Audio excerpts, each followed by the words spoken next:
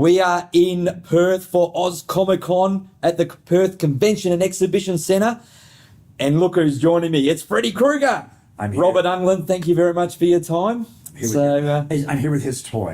This is mine. He sleeps with this. It's too fragile to sleep with. I know it is. It's supposed to give me nightmares, but it doesn't. But I love this one, and it's hard to sign for the fans. I know. This one, it's captured my body language, as well as the detail on this. Even the hat has little tears and things in it. It's great. That's perfect. So, Sideshow Collectibles, so it's one of my pieces, which I love. So I was happy to bring it in and show you. But again, welcome to Perth. What are you planning to do while you're in Perth besides at Oz Comic Con? Well, the wife is going to have a lot of fun. She's going to help me load in, at the Comic Con. But I think she's going to sneak away to your beach. I think she's going to take the ferry down the river. Okay. And a few places. Maybe do it Sunday. I hear there's a great flea market on. There's a few of those around. Now I want to come back to Perth and spend some, because I want to go north, up the coast north. I've always wanted to see Trig, the surfers, because when I was a young man, I had pictures of all the Aussie surfers in my bedroom. I idolized Nat Young and Midget Farrelly. Now I'm dating myself, but I tried to do the Nat Young cutback with my arms up for years, when I was like about 15, and I couldn't master it. Didn't look nearly as cool as Nat, but he was our god in Southern California, because we would see your surf films or our surf films that were shot here, and we would see how beautiful the West Coast was here, and it's just amazing. Yeah, beautiful beaches. So. But I'm also looking forward, because there is a lot of people in Perth vacation in Indonesia and Bali, and in that area from Jakarta over to Bali, and there's a great wealth of these lurid. You'd love them, Brett. They're lurid. They're bright, they're saturated color, they're a little sexy, they push that a little bit. Horror and movie posters, period, but especially horror and action films. And I have one of Nightmare on Elm Street 3, of me swallowing Patricia Arquette. Now I can say the Freddy Krueger snake swallowed an Oscar winner, because she just won an Oscar. But I know there's other ones, because I've seen pictures. I directed a movie called 976 Evil back in the very late 80s. And I saw a picture of the poster, the Indonesian poster from that. So I'm hoping at least one fan has some old wrinkled, creased poster that I haven't seen yet from one of the Nightmare films. Well, we'll get the listeners to try and send them through to put on our pages. I just want to see it. So I love that stuff. The Italian ones are pretty great. Yeah. The Italian ones are pretty great, and there's some other countries that make some great posters. But this is sort of a new discovery of mine, only in the last 3 to 5 years. So I'm hoping to look at that. Yeah. Well, it said, you can tell I'm a bit of a Freddy fan, but another thing I was a huge fan of back in the day was the series called V. Oh. Now, you've gone from a friendly alien to Freddy Krueger. How did this happen? Here's the thing. I had suppressed my fanboy. I really kind of buried him down. It wasn't cool back then. And I had been a fanboy. And I actually had a dear friend sleeping on my couch who was a #1 fanboy, a kid named Mark Hamill. You might remember him. You might remember him, yes. The Mark Hamill. And I was cast as best friends and sidekicks. Then I was cast as Southerners in the United States. That's a portion of the states that has a lot of what we call rednecks.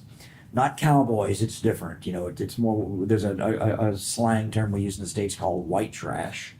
And I was playing a lot of those characters. Well, that gave way to some villains and some heavies.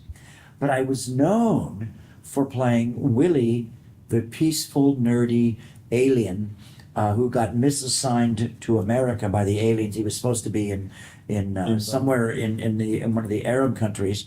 And so his English was really his third language after alien lizard talk. And he was malapropping, which is when you confuse words a lot that look alike or sound alike. So he would say things like, no, I don't eat those mice. I'm a veterinarian. And so I got all of this fan mail. Then they would cast these slightly older women, this is before the word cougar, to be my love interests on the show. And so I had this huge Krueger following in the States.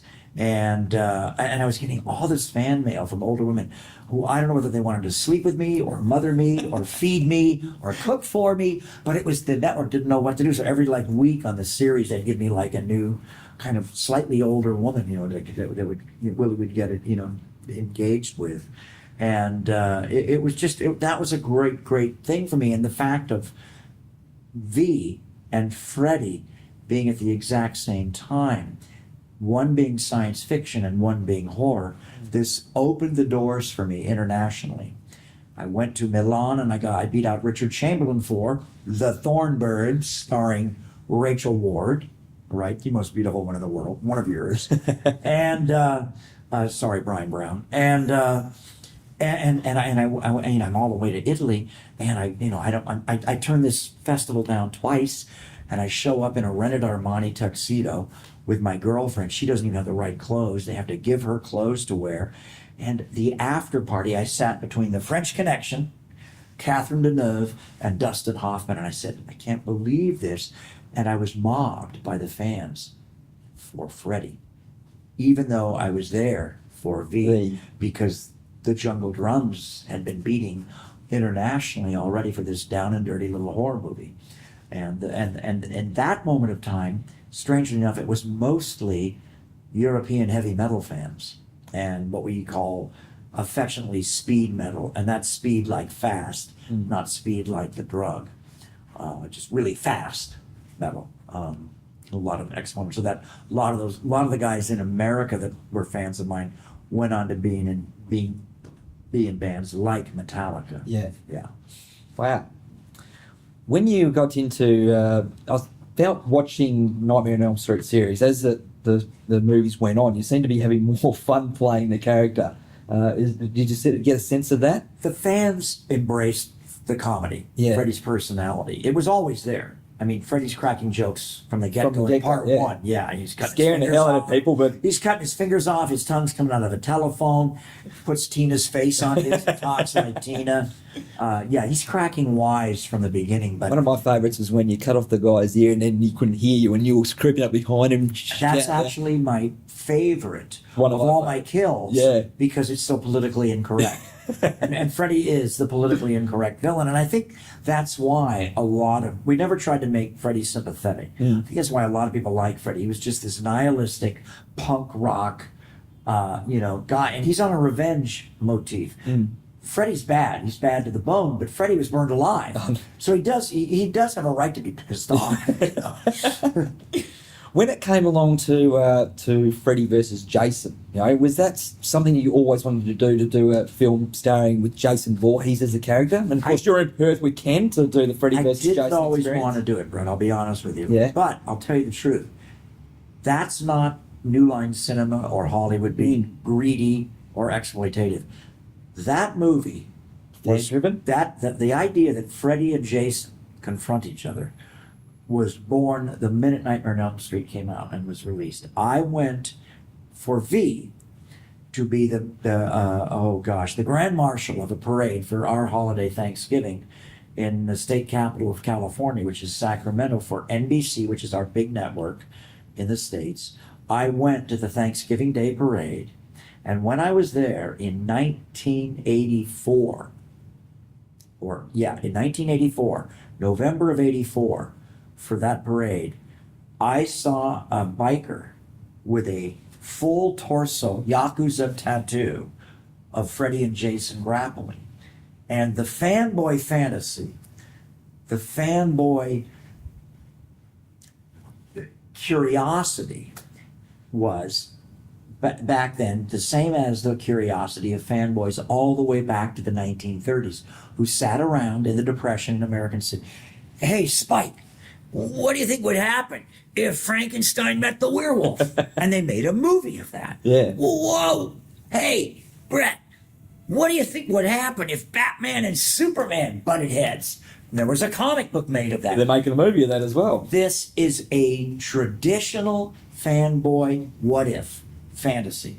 And it existed from the moment of Nightmare on Elm Street, because Friday the 13th franchise, was before ours. Yeah, and so that was already in the collective consciousness. And when they saw Freddy, that was just a question. I mean, I'm glad I had to throw down with Jason. I'd hate to have been out there with that little Chucky, that little butt around. You don't mess with the Chuck.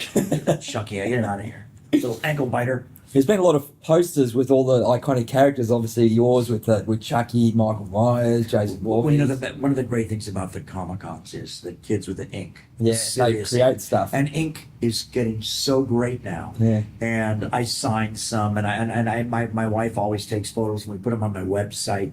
We have a whole gallery of Freddy tattoos. But I saw a kid that had one arm, and I love it because he's young, and I love young people that aren't afraid of the past. And this whole left arm was done in a soft focus, sepia, black and white, kind of chocolatey almost. And it was Boris Karloff's Frankenstein, Lon Chaney's Phantom of the Opera, Bela Lugosi's Dracula, and Lon Chaney's Wolfman.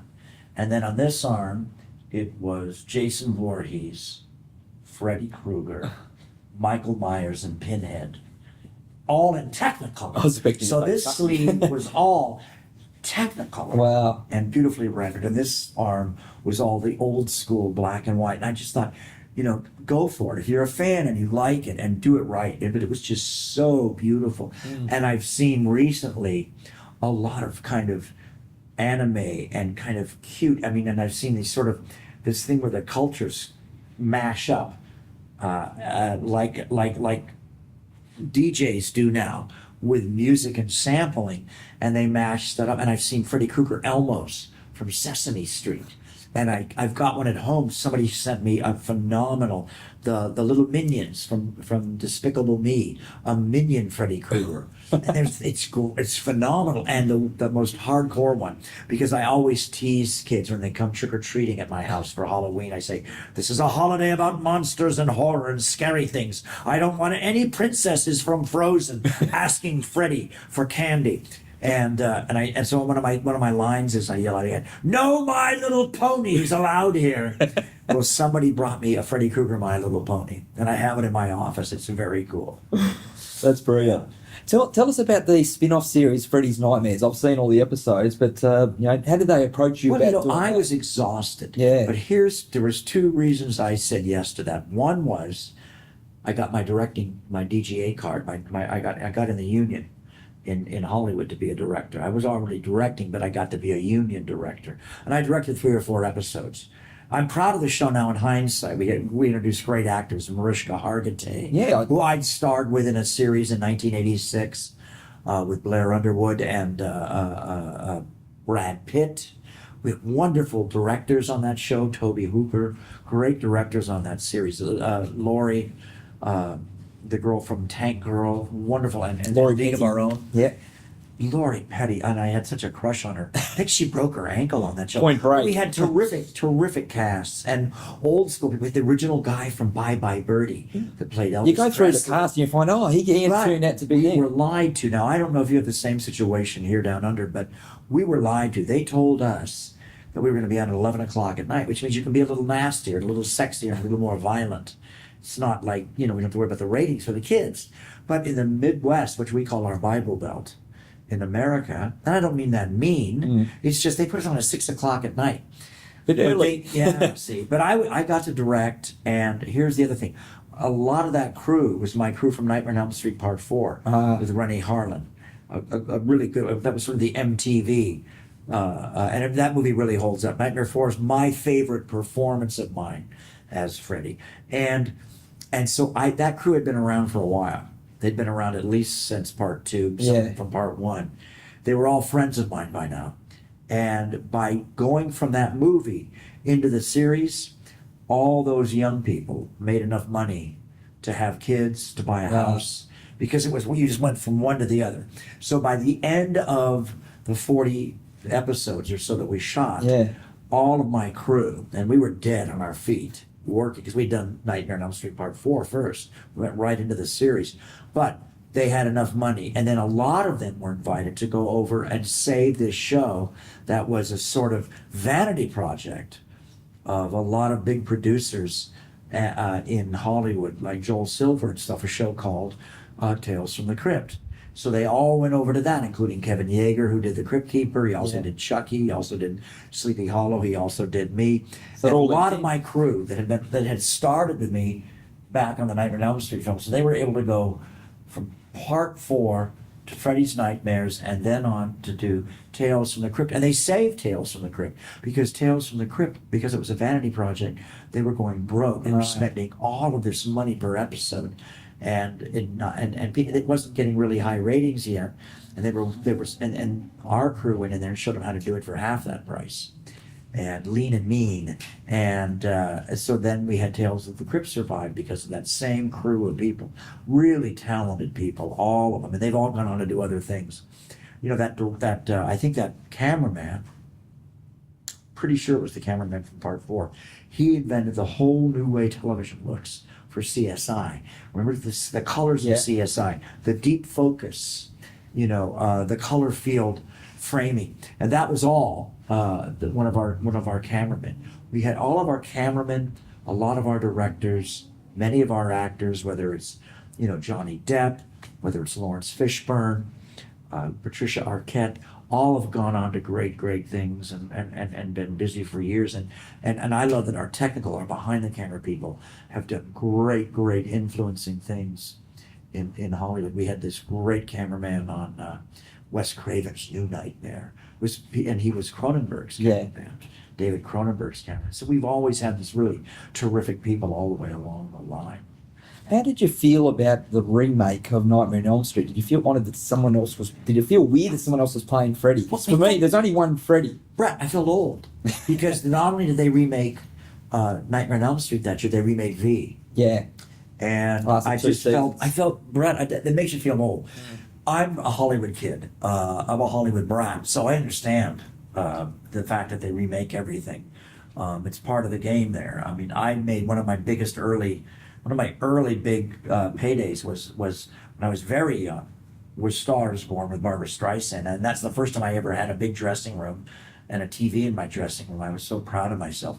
And then when I did a remake of Phantom of the Opera, which was my first big payday, and I signed a 3-picture deal with that company, and I'm proud of that movie too. It's like a saturated Hammer film homage, but Hollywood always remakes them. I think the problem with Hollywood now is, since video and DVD and Netflix and cable, all good movies made since the late 80s, mid 80s, they have a longer shelf life. And fans can discover them, whether you're a fan of action, comedy, horror, whatever particular genre. I mean, my manager made a movie called Suicide Kings. It didn't turn profit for years. It was put in a box set by Quentin Tarantino, who was a fan, who discovered it on Cinemax in the States, and he put it in a box set with Pulp Fiction and Jackie Brown. And my business manager, who produced that movie and co-wrote it, finally got the big check. But everything that's if talent will out. And now we have such an opportunity to discover stuff on demand, Netflix, iTunes, DVDs, Blu-ray. Start your own collection of stuff, and I talk stuff up all the time on my website. I've been talking about this movie called Blue Ruin, which I love. It reminds me a lot of great little low-budget Australian films. Yeah. It's a great little film in the tradition of Don Siegel, kind of, and a little bit of Peckinpah. Yeah. Well, we'd like to thank you so much for your time. I could keep you here all day talking to this, but we better let you go. We want you to enjoy Perth. I will. Hit us up when you come back and said, we'll put, what is your website? Just tell listeners what your website is. It's robertenglund.com.